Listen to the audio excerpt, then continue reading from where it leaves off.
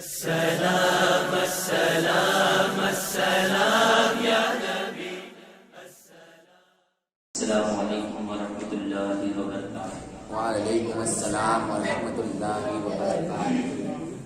نحمده ونصلي ونسلم على رسوله الكريم، اما بعد فاعوذ بالله من الشیطان الرجیم، بسم اللہ الرحمن الرحیم۔ الاخلاء يومئذ بعضهم لبعض عدو الا المتقون۔ صدق الله مولانا العظيم وبلغنا رسوله النبي الامين المكين الكريم، ونحن على ذلك لمن الشاهدين والشاكرين والمطمئنين والحمد لله رب العالمين۔ آئیے نہایت ہی ادب اور احترام کے ساتھ ساری کائنات کے رہبر عقیدت میرے اور آپ کے پیارے آقا جناب احمد مجتبی حضرت محمد مصطفیٰ صلی اللہ علیہ وسلم کی بارگاہ گہرناز میں اپنی غلامی کا صدوق پیش کرتے ہوئے بآواز بلند ہدیہ درود پاک پیش کیے۔ اللهم صل على سيدنا سیدنا مولانا محمد وعلى آل سيدنا مولانا السلام علیکم یا رسول اللہ، سلام و سلام علیک یا رسول اللہ صلی اللہ تعالی علیہ وسلم۔ اللہ رب العزت کا نہایت ہی فضل و کرم اور اس کا احسان عظیم ہے کہ رب کریم نے مجھے اور آپ کو یہ توفیق عطا فرمائی کہ میں اور آپ اللہ کے محبوب پاک صاحب الاولیاء صلی اللہ تعالی علیہ وسلم کے لاڈلے بیٹے حضرت شیخ عبد القادر جیلانی حضور غوث اعظم رضی اللہ تعالی عنہ کا جشن منانے کے لیے یہاں پر حاضر آئے ہیں۔ اللہ رب العزت کی بارگاہ میں حضور غوث پاک کے وسیلے سے دعا ہے کہ اللہ رب العزت ہمارا یہاں پر بیٹھنا سننا سنانا اپنی بارگاہ میں قبول و مقبول فرمائے، اور حضور غوث پاک ہمیں مصیبتوں سے نجات عطا فرمائے۔ اللہ نے کلام مجید میں ارشاد فرمایا، الاخلاء یومئذ بعضهم لبعض عدو الا المتقین۔ الاخلاء، اخلاء کے معنی کیا ہوتے ہیں؟ دوست۔ فرمایا الاخلاء یومئذ بعضهم لبعض عدو۔ قیامت کا دین ایک ایسا دین ہے جن میں یہاں کے تمام دوست یہ ایک دوسرے کے دشمن بن جائیں گے، جیسا کہ اللہ نے کلام مجید میں ایک اور مقامات پر بلکہ کئی مقامات پر ارشاد فرمایا، وَاتَّقُوا يَوْمًا لَا تَجْزِي نَفْسٌ عَن نَفْسٍ شَيْئًا وَلَا يُقْبَلُ مِنْهَا شَفَاعَةٌ وَلَا يُؤْخَذُ مِنْهَا عَدْلٌ وَلَا هُمْ يُنصَرُونَ۔ قیامت کا دین ایک ایسا ہولناک اور بھیانک منظر والا دین ہوگا کہ اس دین بڑے سے بڑا مالدار شخص بھی ہوگا تو اس کی بھی جان نہیں چھوڑی جائے گی، اور کوئی بڑی ہی اونچی پہچان رکھنے والا بھی کیوں نہ ہو، لیکن اللہ نے ارشاد فرمایا اس کی وہ پہچان بھی اس کے کوئی کام نہیں آئے۔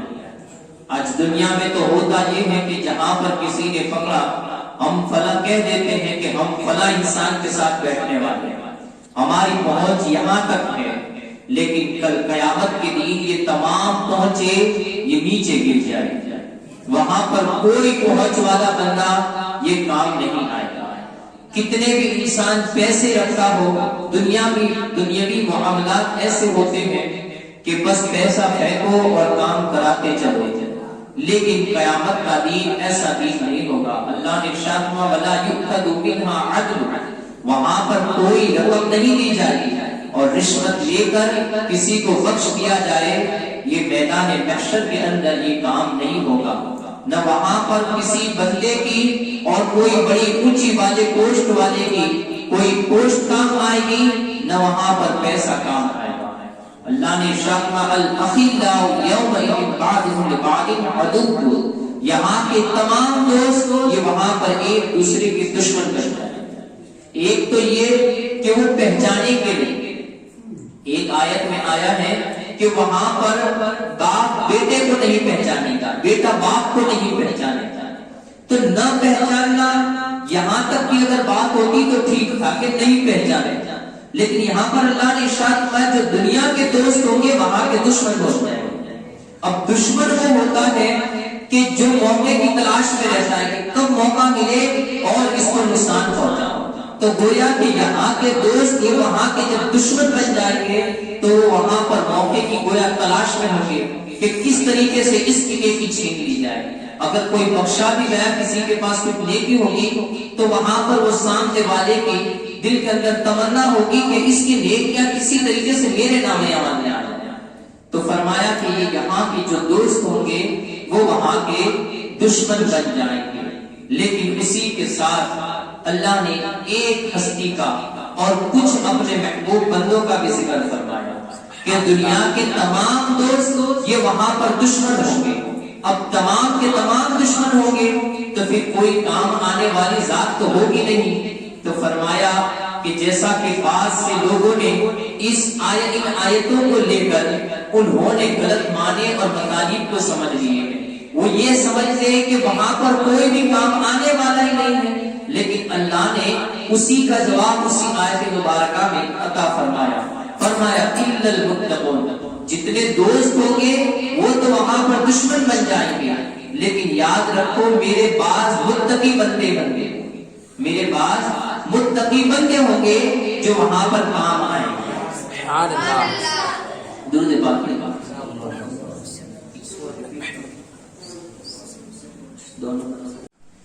تو وہاں پر اللہ کے جو محبوب بندے ہوں گے جنہوں نے تقوی کو اختیار کیا ہوگا تو وہ وہاں پر بھی اپنی دوستی کو نبھا رہے ہیں. آج دنیا میں اگر ہم نے ایسے آلتو فالتو دوست بنائے تو وہ میدان محشر کے پکے دشمن بن جائیں گے.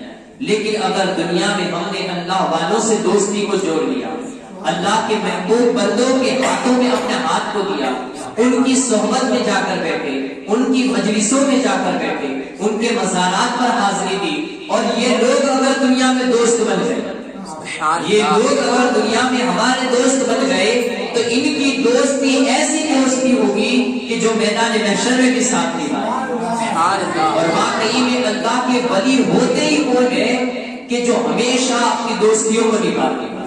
کیونکہ جو اللہ کا دوست ہو اور وہ دوست ہمارا دوست بن جائے، جو اللہ کا دوست ہو. آج دنیا کی ہم مثالیں لیتے ہیں کہ کوئی بندہ ہوتا ہے جو بڑے کسی منسٹر کے پاس بیٹھتا ہو تو دوسرے بندے عام جو لوگ ہوتے ہیں وہ اس کے پاس بھی بیٹھنا فخر سمجھتے ہیں کہ ہماری پہچان تو ایک ایسے بندے کے ساتھ ہے جس کی پہچان اس بندے کے ساتھ ہے.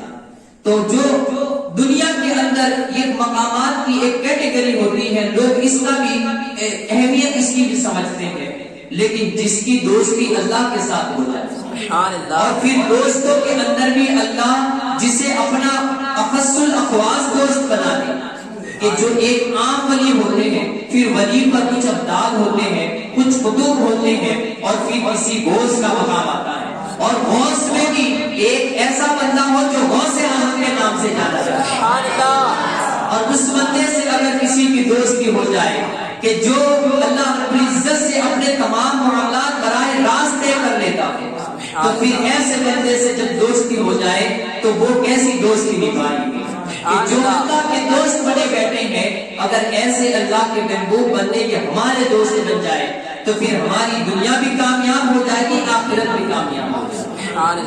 تو ہمیں چاہیے کہ ہم اپنے ہاتھوں کو، اپنی مجلسوں کو، اپنی صحبت یہ اللہ والوں کے ساتھ بنائے رکھیں. اگر اللہ والوں کی صحبت نصیب ہو گئی، اللہ والوں کے دامن نصیب ہو گئے، اللہ والوں کا پڑوس نصیب ہو گیا، اللہ والوں کی مجلسیں نصیب ہو گئی، تو انشاءاللہ العزیز وہ ہماری دوستی یہاں کی دوستی کل بھی نہیں بھولے گی. آپ دیکھیے اللہ والے جب دوست بنتے ہیں تو کس طریقے سے اپنے دوست نبھاتے ہیں. آپ ایک عام مثال کو لے لیجیے کہ اگر دنیا کے اندر ہمارا کوئی دوست بن جائے، اگر وہ بہت ہی اہم دوست بن جاتا ہے کہ جو ہمارا وقت ساتھ رہتا ہے، تو وہ آپ کے کون سے وقت کام آ سکتا ہے؟ وہ ہر وقت کام آئے گا. وہ آپ کے پیچھے کتنا لٹا سکتا ہے، جو کچھ اس کے پاس ہے وہ لٹا سکتا ہے.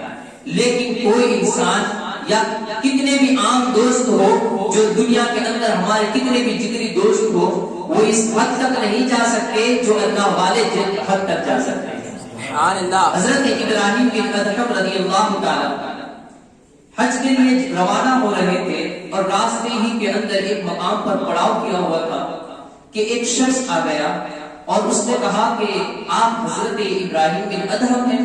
وہ جانتا تھا کہ حضرت ابراہیم بن ادہم کا مقام کیا. تو انہوں نے کہا کہ ہاں تم نے واقعی مجھے صحیح پہچانا, میں ابراہیم بن ادہم. اس نے کہا کہ حضور مجھے آپ اپنا دوست بنا دیں, مجھے آپ اپنا دوست بنا دیں. حضرت ابراہیم بن ادہم رضی اللہ تعالیٰ عنہ نے کہا کہ اچھا بنا دیتے ہیں. کہا کہ پھر میں آپ کے ساتھ ہی رہوں گا. کہا کوئی بات نہیں.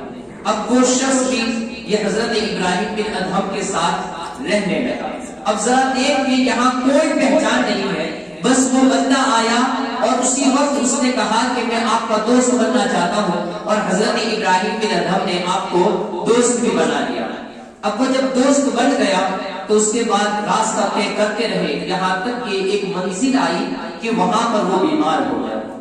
جب وہ بیمار ہوا تو اس کے پیچھے کئی خرچہ لگا کہ پہلے تو دوا کے اندر اس کا جو ساز و سامان تھا وہ خرچ ہو گیا. اب جتنا اس کا ساز و سامان تھا پیسے وغیرہ وہ تمام کے تمام ختم ہو گئے. اس کے بعد حضرت ابراہیم بن ادہم نے آپ پر خرچ کرنا شروع کیا, یہاں تک کہ وہ بھی خرچ کرتے رہے. حضرت ابراہیم بن ادہم کے پاس بھی جتنے بھی درہم و دنانیر تھے وہ تمام کے تمام وہ بھی ختم ہو گئے. حضرت ابراہیم بن ادہم کے بھی درہم و دنانیر ختم ہو گئے اور اللہ نے اسے شفا بھی عطا فرمایا. اب وہ شفا یاب تو ہو گیا لیکن ابھی اتنا شفا نہیں پایا تھا کہ وہ اٹھ کر کھڑا ہو سکے. جو اس کی بیماری تھی وہ تو ختم ہو گئی لیکن اب اسے کھانے کی ضرورت تھی کہ اگر وہ کھانا کھاتا تو پھر اس کے اندر تندرستی آتی, تازگی آتی اور وہ چلنے پھرنے کے لائق بن سکتا تھا. حضرت ابراہیم بن ادہم کے پاس کوئی چیز نہ رہ گئی تھی سوائے اپنی سواری کے جانور کے.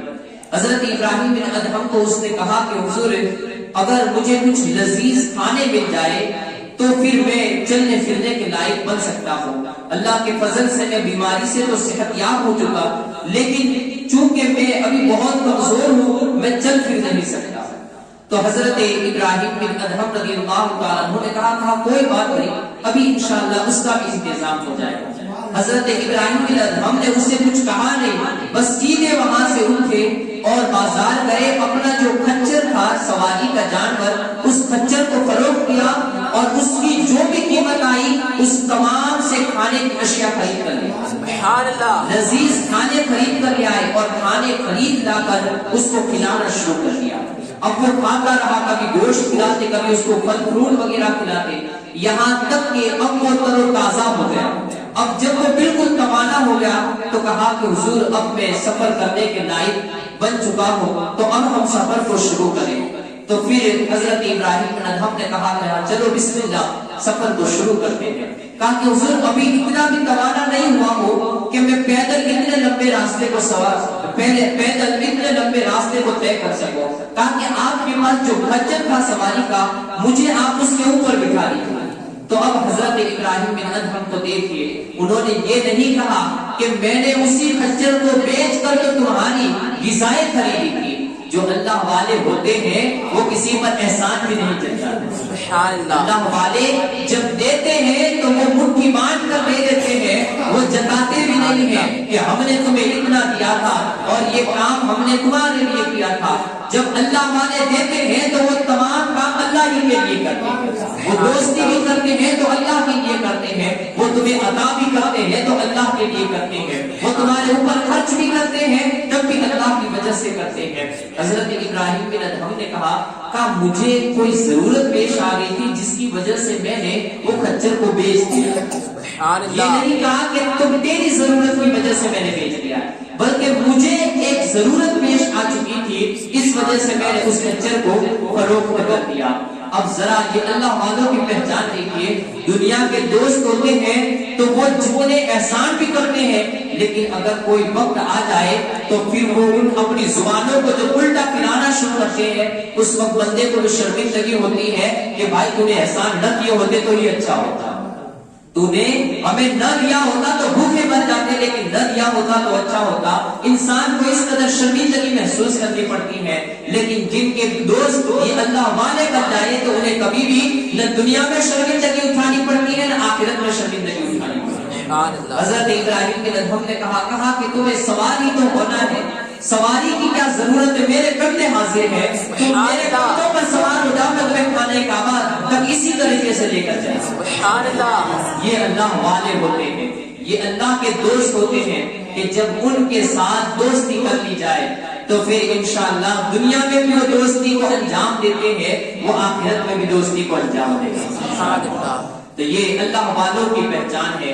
وہ بسا اوقات کبھی کوئی کہتے ہیں کہ ہم نے فلاں سے دوستی کی تھی لیکن ہمیں دوستی کے اندر وفا ہی نصیب نہیں ہوئی۔ میں کہتا ہوں اور ہمارے بزرگان دین نے ہمیں ایک جملہ عطا کیا ہے کہ تم نے دوستی بے وفاؤں سے کی ہے، دوستی کرو گنبد خضراوادر سے دوستی کر لو، حضور غوث پاک سے دوستی کر لو، خواجہ کریم نواز سے دوستی کر لو، حضرت شاہ عالم سے دوستی کر لو، حضرت موسیٰ سبحان رحمت اللہ تعالی علیہ سے دوستی کر لو، ابن عالم سے دوستی کر لو۔ اگر ان کے ساتھ آج دوستی کر لو گے کل میدان محشر میں بھی تمہارے ہاتھ کو نہیں چھوڑے گا۔ آج ان کے ہاتھ میں ہاتھ دے دو گے کل میدان محشر کے اندر جہاں پر نفسا نفسی کا عالم ہوگا لیکن پھر بھی تمہیں یہ اپنے دامن میں چھپائے ہوئے ہیں۔ تو یہ اللہ کے وہ دوست ہیں جن کے ہاتھوں میں اگر ہاتھ دے دیا جائے تو یہ ہاتھ کو ایسا پکڑتے ہیں کہ جنت تک نہیں چھوڑتے، ہاتھ کو ایسا پکڑتے ہیں کہ جنت تک نہیں چھوڑتے ہیں۔ تو ہمیں ان کی دوستی کرنی چاہیے۔ حضرت غوث اعظم رضی اللہ تعالیٰ، اور یہ لوگ بھی ایسے ہوتے ہیں کہ جو اللہ کے محبوب بندے ہوتے ہیں، اور صرف یہ بھی نہیں کہ وہ دوستی کو ہی اچھے طریقے سے نبھانا جانتے ہیں بلکہ اللہ نے انہیں وہ مقام اور منصب عطا کیا ہے کہ دوستی کی بات تو تھی، وہ تو اگر تقدیریں بھی بگڑ جائے تو اس کو بھی سدھارنا جاتا ہے۔ کبھی تقدیریں بھی بدل جائے، تقدیریں بھی بگڑ جائے تو وہ اس کو بھی بدلنے کی اللہ نے انہیں طاقت عطا فرمائی۔ حضرت شیخ حماد کا واقعہ میں نے آپ کو جمعہ المبارکہ میں سنایا تھا، آج پھر سے موضوع آ گیا ہے تو اس کو ریپیٹ کر کے ہوئے چلے۔ حضرت شیخ حماد دباس رحمۃ اللہ تعالی علیہ کا ایک مرید تھا، اور وہ جب سفر کے لیے جا رہا تھا اس نے اپنا تمام سامان سفر تجارت کا جتنا بھی سامان تھا وہ تمام کے تمام اس نے تیار کر لیا۔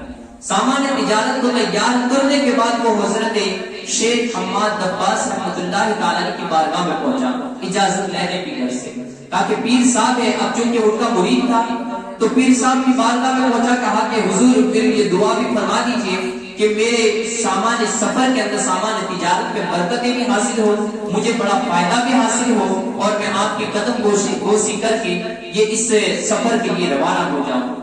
حضرت شیخ حماد دباس رحمۃ اللہ تعالی علیہ نے اس کی تمام گفتگو کو سنا اور اس کے بعد ایسے ہی نیچے دیکھے ہوئے تھے کہ اچانک اوپر نظر اٹھائی، نظر اٹھا کر کہا بیٹا تیرا اس سفر پر جانا یہ فائدے مند نہیں ہوگا، یہ سود مند نہیں ہوگا، بلکہ تجھے اس میں بہت بڑا نقصان اٹھانا ہوگا، اس لیے کہ میں نے ابھی تیری تقدیر کو لوہے محفوظ پر ملاحظہ کیا، لوہے محفوظ پر ابھی میں نے تیری تقدیر کو ملاحظہ کیا ہے کہ تو جب سامان سفر باندھ کر یہ تجارت کے گھر سے روانہ ہوگا تو راستے کے اندر تجھے کچھ ڈاکو لوگ تیرے اوپر حملہ کریں گے، وہ تیرے سامان تجارت کو بھی چھین لیں گے اور تجھے قتل بھی کر دیں گے، وہ تجھے قتل بھی کر دیں گے۔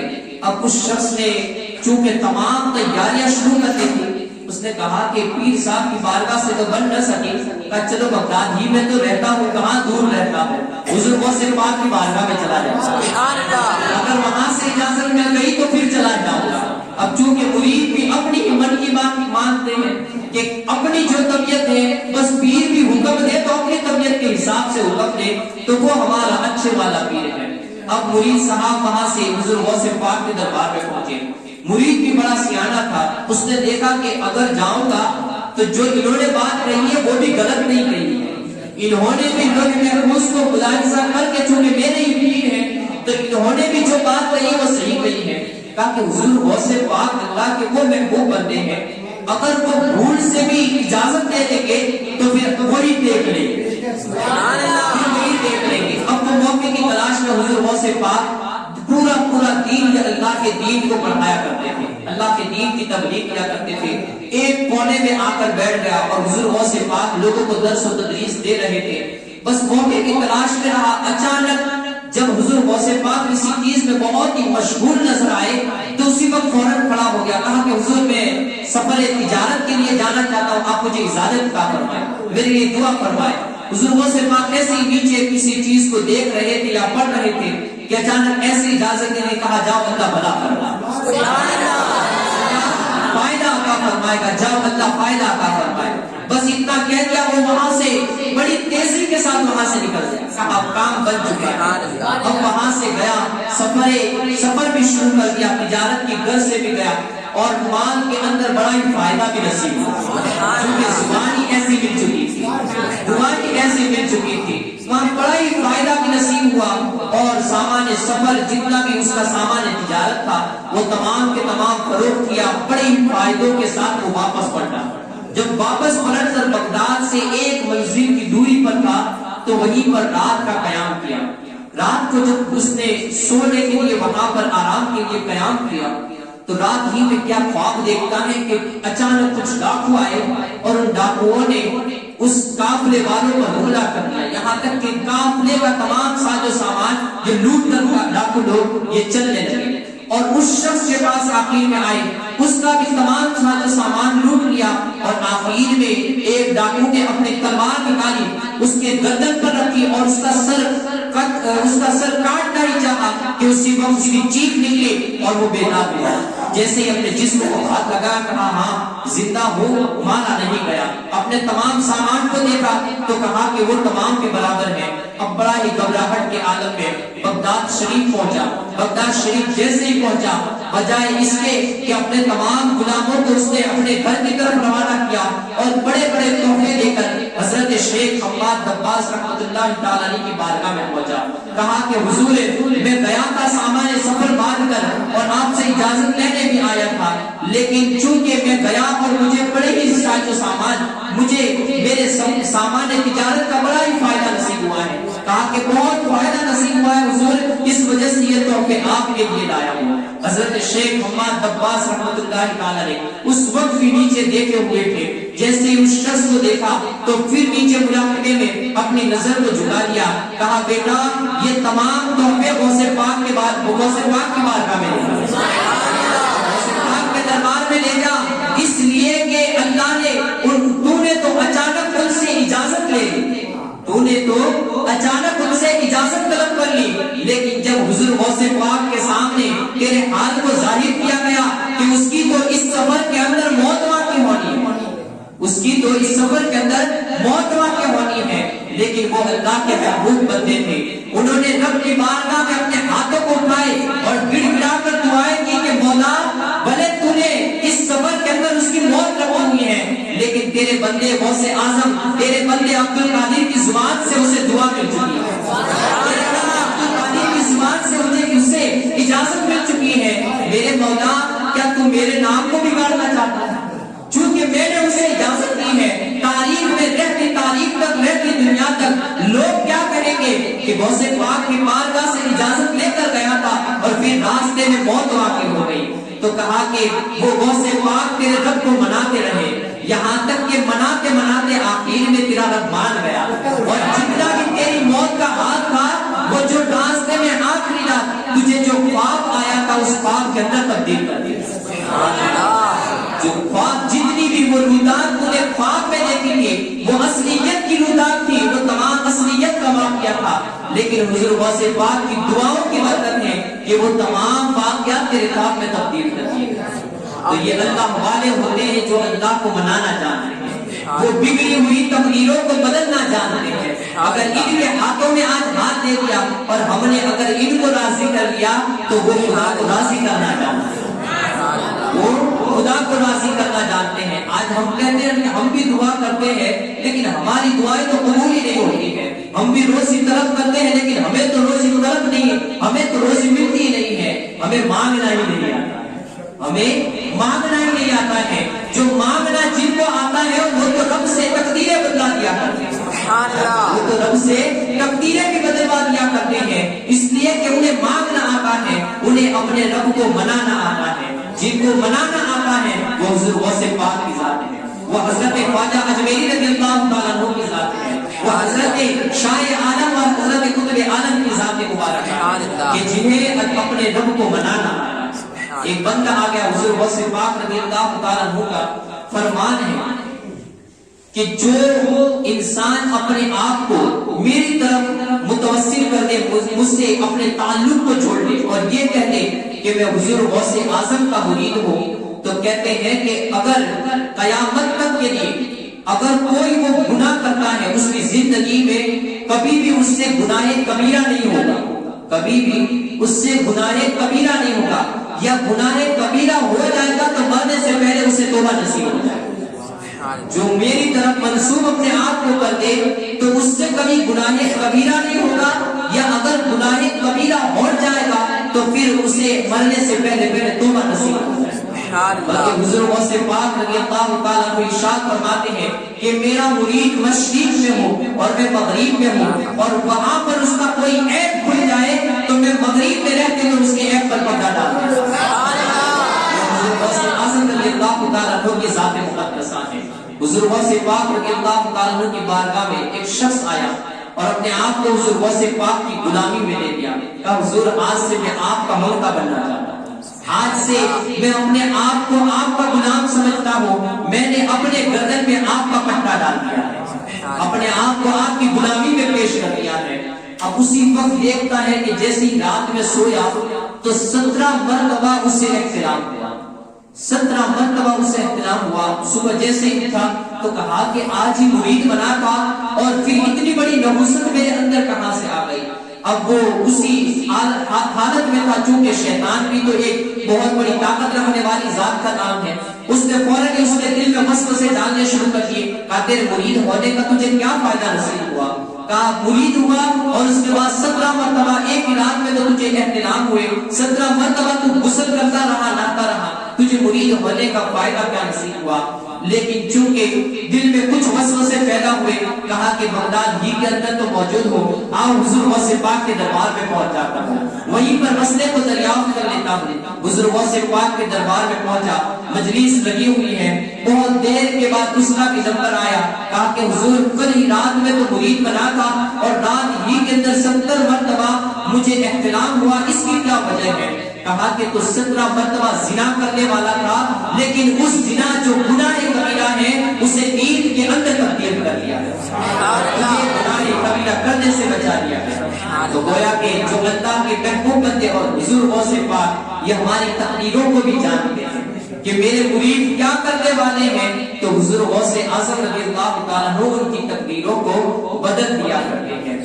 تو یہ اللہ والے ہیں، اگر ان کے ساتھ آج ہمیں ان کی سنگت نصیب ہو گئی تو انشاءاللہ العزیز کل قیامت کے دین بھی یہ کام آئیں گے، اور یہ دنیا کے اندر بھی جتنی مصیبتوں کے پہاڑ ہیں اگر اس سے بھی کوئی روک بڑھنے والی ذات ہے تو یہی وہ اللہ کے محبوب بندے ہیں جو اللہ کے دوست ہیں۔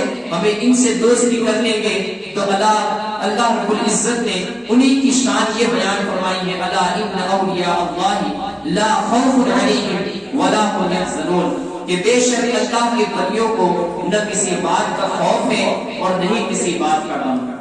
یہی وہ بندے ہیں جو کل میدان محشر میں بھی بے خوف ہوں، وہاں پر اللہ نے شان واتقوا یوما لا تجزی نفس عن نفس شیئا، کہ وہ قیامت کا دین ایسا نفس نفسی کا عالم کا دین ہوگا کہ جہاں پر کوئی جان کسی جان کا بدلہ نہ بنے گی، کوئی کسی کے کام نہ آئے گا، لیکن یہ اللہ والے وہاں پر بھی بے خوف ہوں گے، وہاں پر بھی بے خوف ہوں گے۔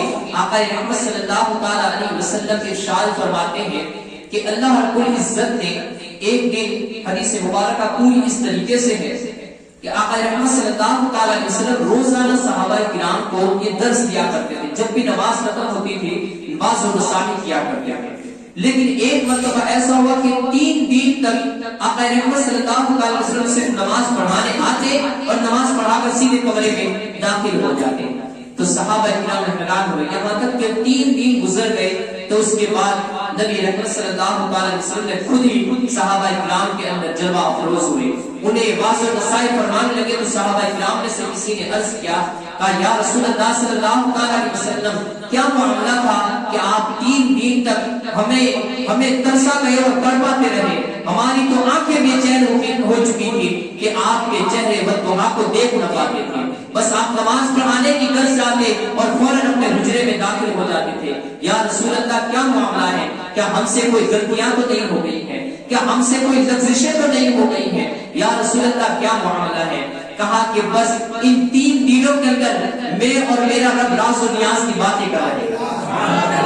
یہ 3 دن کے اندر پہلا دن تھا تو اس وقت میرا رب مجھ سے مخاطب ہوا اور میرے رب نے کہا، میرے رب نے مجھ سے ارشاد فرمایا کہ اے میرے محبوب، میں تیری امت میں سے 70,000 لوگوں کو بغیر حساب و کتاب کے جنت عطا فرماؤں گا۔ تیری امت میں سے 70,000 لوگوں کو بغیر حساب و کتاب کے جنت عطا فرماؤں گا۔ تو میں نے کہا مولا یہ تو بڑے تھوڑے ہیں، یہ تو بڑے تھوڑے ہیں 70,000 لوگ۔ تو کہا کہ میرے رب تمہیں منواتا رہا اور میرا رب بھی مجھ سے بار بار مخاطب ہوتا رہا۔ تو پھر یہاں تک کہ دوسرے دن یہ فیصلہ اور یہاں تک بات ٹھہری کہ ان 70,000 میں سے ہر 1,000 کے ساتھ اور 70,000 کو جنت عطا فرماؤں گا۔ 70,000 میں سے ہر 1,000 کے ساتھ 70,000 اور لوگوں کو یہ جنت عطا فرماؤں گا۔ میں نے پھر اللہ کی بارگاہ میں عرض کی، کہا مولا یہ بھی بڑے تھوڑے ہیں، کیونکہ اگر اس قدر ہوئے تو ہر ایک انسان کے ہاتھ 70 لوگ آئیں گے۔ تو پھر میں اپنے رب کو منواتا رہا، یہاں تک کہ دوسرا دن پورا میرا رب مجھ سے محبتانہ انداز میں پیش آتا اور میں عبدیت کے ساتھ اپنے رب کی بارگاہ میں پیش آتا، یہاں تک کہ میں اپنے رب کو منواتا رہا۔ پھر تیسرے دن اللہ نے حکم فرمایا کہ میرے محبوب کیا تو اس بات سے راضی نہیں ہے کہ ان میں سے ہر ایک کے ساتھ ان 70,000 کے ہر ایک کے ساتھ ایک بندے کے ساتھ میں دوسرے 70,000 یہ جنت میں بغیر حساب و کتاب کے انہیں جنت عطا فرماؤں گا۔ وہ جو اللہ کے ولیوں والے، ہم نے پہلے حدیث سنی تھی پہلے بھی کہ جو اللہ کے ولی ہوں گے وہ جہنم میں سے اپنے پہچاننے والوں کو نکال کر لے جائیں گے۔ وہ تو اس وقت ہوگا جب حساب ہو جائے گا اور حساب کے بعد وہ جنت میں لے کر جائیں گے، لیکن یہ وہ لوگ ہیں کہ جن کا کوئی حساب نہیں لیا جائے گا، بس وہ قبر سے اٹھیں گے اور جب آقا رحمت صلی اللہ علیہ وسلم شفاعت فرمائیں گے تو سب سے پہلا جو گرو جانے والا ہوگا وہ 70,000 کا ہوگا، اور وہ 70,000 میں سے بھی ہر ایک اپنے ساتھ 70,000 لے کر جنت میں جائے گا۔ یہ جو 70,000 کا گروہ ہوگا وہ اللہ کے ولیوں کا گروہ ہوگا، اور وہ اللہ کے ولی وہ صحابہ کرام یہ اپنے پیچھے دوسرے 70,000 لوگوں کو لے کر یہ جنت کی طرف روانہ ہوں گے۔ تو یہ اللہ والوں کی شان ہے۔ اللہ رب العزت کی بارگاہ میں دعا ہے اللہ رب العزت ہمیں نیک کام کرنے کی توفیق عطا فرمائے، ان کی سچی پکی سنگت نصیب فرمائے۔ واقعی دعوانا الحمدللہ رب العالمین۔